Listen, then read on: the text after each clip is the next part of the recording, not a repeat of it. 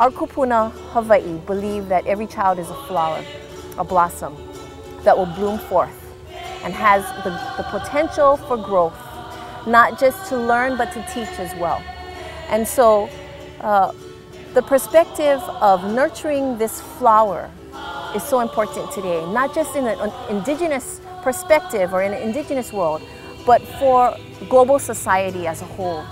And so to focus on the indigenous child is extremely important because the native peoples and the indigenous peoples of this world have so much to offer that I think we are just at the cusp of realizing that. And the more that we can share with the greater world around us, the more we can all as a collective understand this notion of the flower that needs to bloom.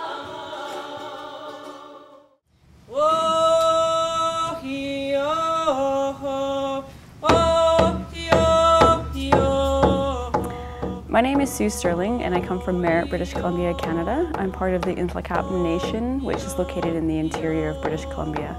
And this is my second World Forum, and I am an Aboriginal early childhood development consultant, and I work with programs that provide supports for children with special needs. I'm also a part of the working group called the Indigenous Peoples Action Group. The Indigenous Peoples Action Group is made up of a group of 27 individuals from around the world, and we're advocates. We're advocates for Indigenous populations to ensure that their language, their culture, their values and beliefs are incorporated into early care and education programs around the world.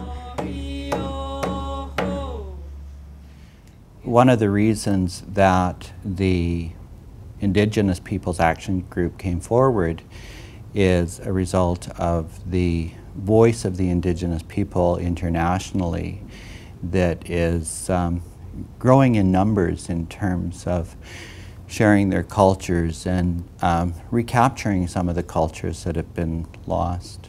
We're proud to say that we've, after our 2009 opportunity, we're back in 2011 in Honolulu, Hawaii.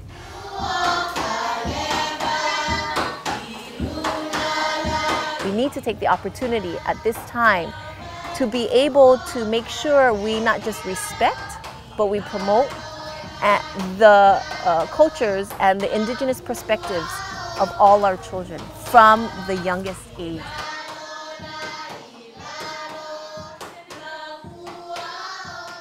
In the early years, it is imperative that we teach our children their Indigenous language, their first language in their country.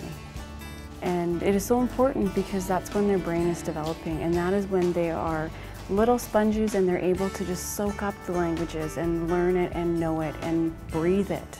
Then it's instilled in them, and then they carry that forward with them for their entire life. And they have that grounding, they have that foundation of knowing who they are, where they come from, and their beliefs, and that will help them for their entire life. Personally, the Indigenous Peoples Action Group, it is near and dear to my heart. And every person that is in that room is my family. And we have just created such solid relationships with one another. We're able to pick up the phone and call each other. We're able to email. We have connected through Skype with one another. And we're sharing resources around the world.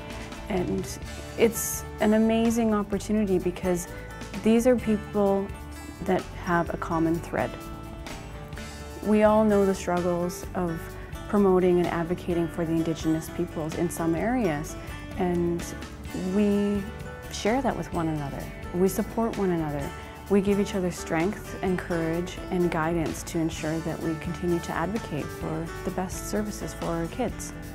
Now that we've had a chance to regroup again, and we've now had 4 days together, 4 full, fun-filled days of hard work though, we have a plan to move forward. We have next steps in place. We're going to start providing more communication to the entire World Forum delegation. We're going to be doing more advocacy to do some fundraising so that hopefully next year we can come together as the Indigenous Peoples Action Group. We also want to put out more publications. We're starting to do some writing together as a succinct group. So we're sharing our Indigenous knowledge and what is working out there to promote better quality services for Indigenous children.